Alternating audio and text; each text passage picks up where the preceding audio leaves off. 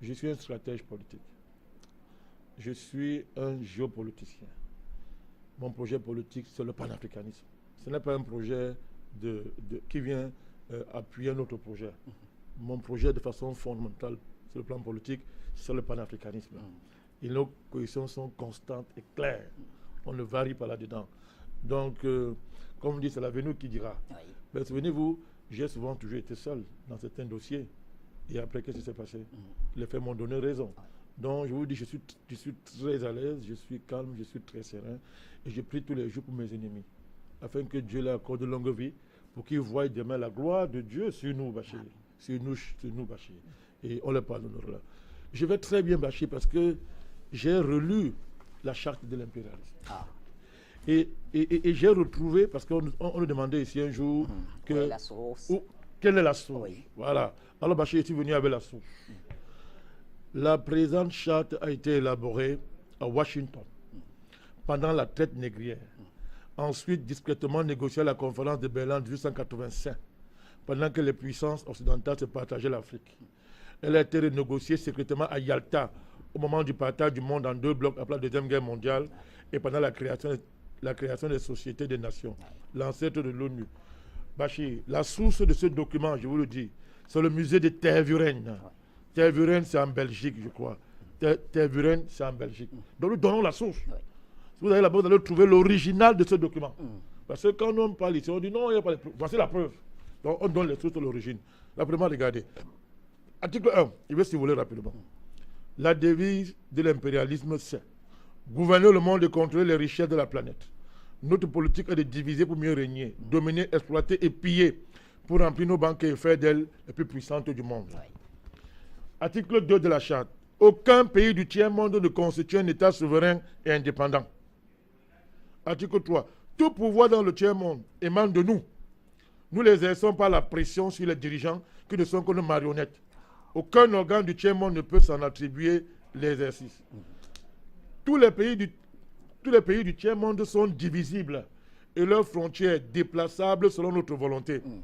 Le respect de l'intégrité territoriale n'existe pas pour le tiers-monde. On va arrêter de Il y a combien d'articles à peu près? Non, c'est beaucoup. Je survole, appelez-vous. Tout pouvoir et gouvernement établi par nous est légal, légitime et démocratique. Article 6. Mais tout autre pouvoir ou gouvernement qui n'émane pas de nous est illégal, illégitime et dictatorial, quelle que soit sa forme et sa légitimité. Tout pouvoir qui oppose la moindre résistance à nos injonctions perd par le fait même sa légalité, sa légitimité et sa crédibilité. Il doit disparaître. Article 11. La liberté d'expression, la liberté d'association et les droits de l'homme n'ont de sens que dans le pays où les dirigeants s'opposent à notre volonté. Bachir, écoutez très bien. Article 17. Je saute. Notre aide doit être accompagnée de recommandations fortes de nature à empêcher et briser toute action de développement des pays du tiers-monde. Article 18. Nos armées doivent toujours être plus fortes et plus puissantes que les armées des pays du tiers-monde. La limitation et l'interdiction d'armes de destruction massive ne nous concernent pas, mais les autres. Nos armées doivent s'entraider et s'unir dans la guerre contre l'armée d'un pays faible pour afficher notre suprématie et se faire craindre par les pays du tiers-monde. Toute intervention militaire, Bachir, a pour objectif de protéger nos intérêts et ceux de nos valets.